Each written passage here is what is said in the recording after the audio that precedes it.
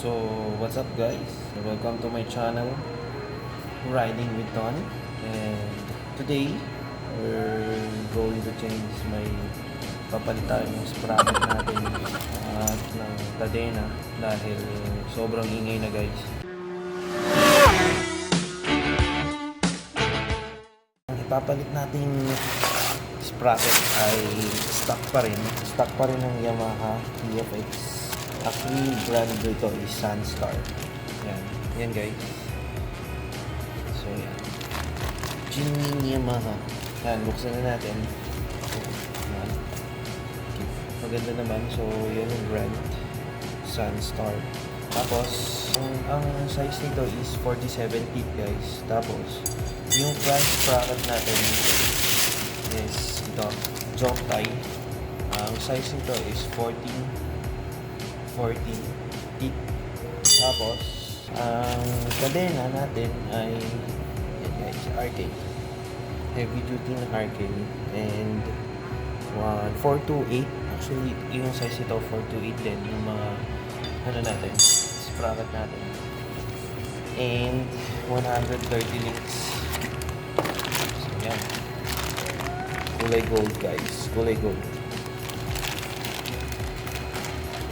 So yun, sa pagpapalit ng kadena, kailangan nyo ng isang tool, chain cutter. Nabili ko sa Lazada. So yan, tara, umpisa na natin to guys. Ang ganito yung axle na yan.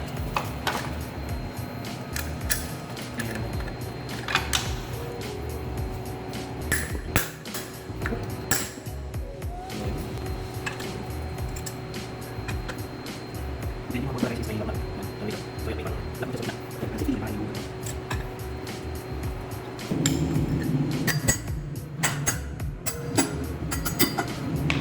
So yun guys, natanggalan natin. Ganun lang kasimple yung pagtanggal nun. Ito na yung bago guys.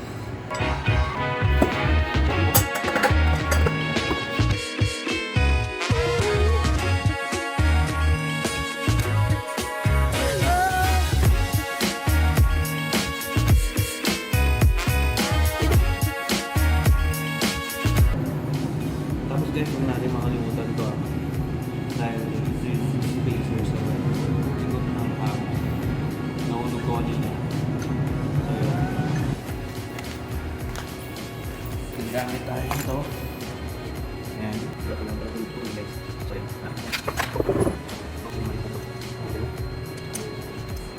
hindi mga katilip. Hindi ito guys. So wala kayo ba ito? Hindi ako sa dala. Kung tingin ka rin, nalalap ng 250 pesos. So guys, yan, so wala kayo.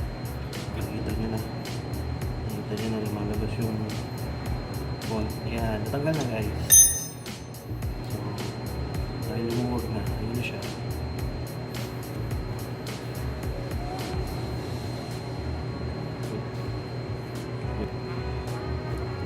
Yan. Nabutuloy natin yung stock chain natin.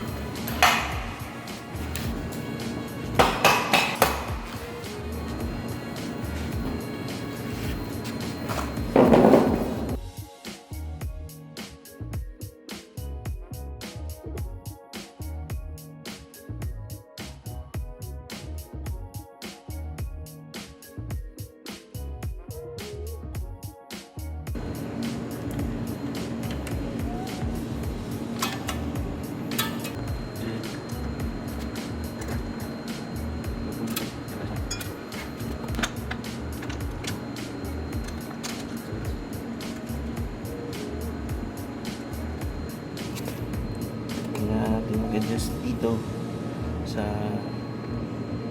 chain adjustment,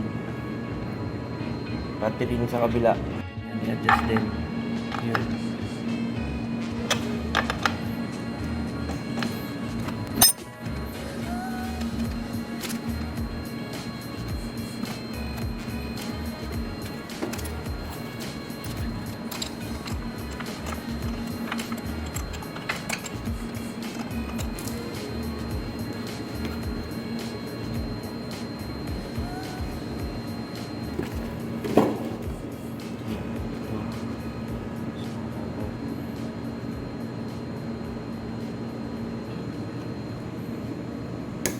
Yung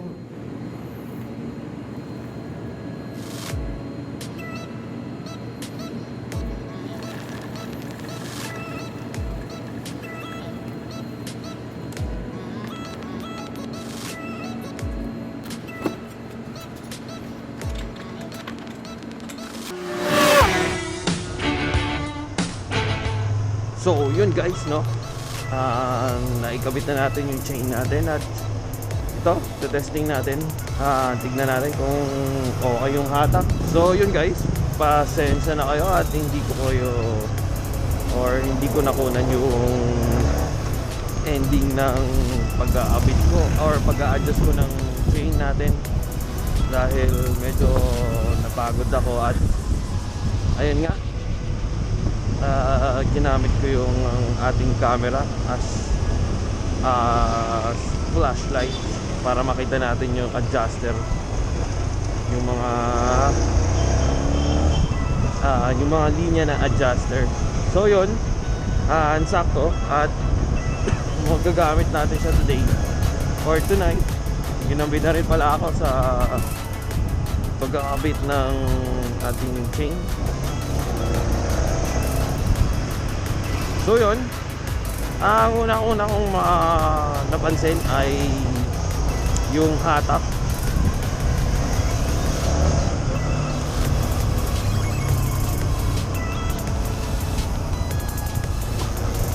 So yun, even sa low speed at meron tayong immediate torque. So yun, no, diba? Lakas ng hatak niya ngayon guys. Ang setup na to is 1447. Yung harap, yung front sprocket lang ang binago ko para, diba, stock pa rin yung likod.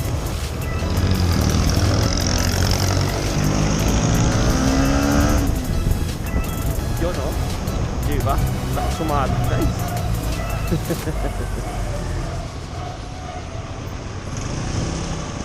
Ayan, o, mag-bip ng red light.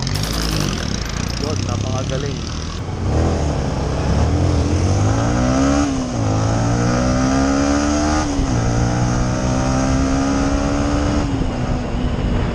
Yun, napakabilis kunin ng top speed. Yung about parang wala pang 100 meters, nasa 80 kilometers per hour na tayo. So yun, saka ako na nire-review tong sprocket na to guys para sa inyo. At hanggang dun na lang muna yung video natin.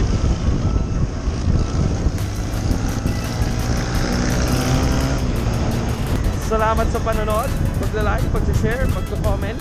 At salamat sa pagsuporta sa mga videos ko. And sana patuloy nyo supportahan yung channel ko. And ride safe mga ride mates. Peace out.